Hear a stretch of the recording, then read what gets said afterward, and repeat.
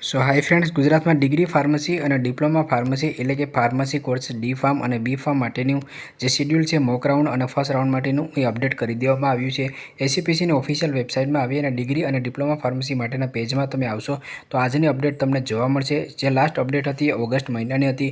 એક મહિના પછી સપ્ટેમ્બર મહિનામાં એનું શેડ્યુલ છે રિવાઇઝ કરવામાં આવ્યું છે.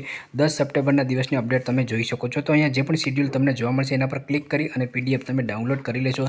જે પણ વિદ્યાર્થીઓ ફોર્મ ભરી નાખ્યું છે એ વિદ્યાર્થીઓ મેરિટ લિસ્ટમાં હશે અને મેરિટ લિસ્ટમાં હશે એ તમામ વિદ્યાર્થીઓ છે એ કોલેજ પસંદગી કરી શકશે. તો અત્યારે જે પણ શેડ્યુલ ડિક્લેર કરવામાં આવ્યું છે એ મોક રાઉન્ડ માટેનું છે, ત્યાર પછી પ્રથમ રાઉન્ડ માટેનું છે અને અન્ય રાઉન્ડ માટેનું પણ તમે જોઈ શકો છો. તો જે પણ વિદ્યાર્થીઓ મેરિટ લિસ્ટમાં હોય એ તમામ વિદ્યાર્થીઓને 15 સપ્ટેમ્બર પહેલાં મોક રાઉન્ડ માટેની કોલેજ પસંદગી કરી લેવાની રહેશે. મોક રાઉન્ડ છે એ તમારો પ્રેક્ટિસ રાઉન્ડ હોય છે, પરંતુ ફરજિયાતપણે તમારે કોલેજ પસંદગી કરી લેવી, કારણ કે એના આધારે જ તમને ખ્યાલ આવશે કે તમારા રેન્ક અનુસાર કે તમારા માર્ક અનુસાર તમને કઈ કોલેજમાં મળવાપાત્ર થશે. તો મોક રાઉન્ડમાં તમામ વિદ્યાર્થીઓને કોલેજ પસંદગી કરી લેવી. ત્યાર પછી જે પણ તમારું મોક રાઉન્ડનું પરિણામ છે એ 17 સપ્ટેમ્બરના દિવસે ડિક્લેર કરવામાં આવશે અને એ પરિણામ તમારું ડિક્લેર કરવામાં આવશે એ દિવસથી જ જે તમારી ફર્સ્ટ રાઉન્ડ છે એના માટેની કોલેજ પસંદગી ચાલુ થઈ જશે.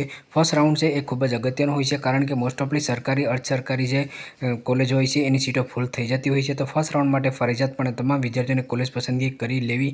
તો એના માટેની પ્રોસેસ તમારી 17 સપ્ટેમ્બરથી લઈ અને 22 સપ્ટેમ્બરની વચ્ચે રહેશે. અને ત્યાર પછી જે તમારો પ્રથમ રાઉન્ડ છે એનું રિઝલ્ટ છે એટલે કે તમારું અલોટમેન્ટ છે એ 24 સપ્ટેમ્બરના દિવસે ડિક્લેર છે તે કરવામાં આવશે. પછી જ્યારે તમારું રિઝલ્ટ આવશે તો 24 તારીખથી લઈને 28 સપ્ટેમ્બર સુધીમાં તમારે લોકોને ફીસ ભરવાની છે અને એડમિશન ઓર્ડર છે એ જનરેટ કરવાનો રહેશે. તો જ્યારે એની આગળ પ્રોસેસ થશે ત્યારે પણ હું તમને લોકોને ઇન્સ્ટાગ્રામ પેજમાં અને યુટ્યુબમાં અપડેટ છે તે આપી દઈશ.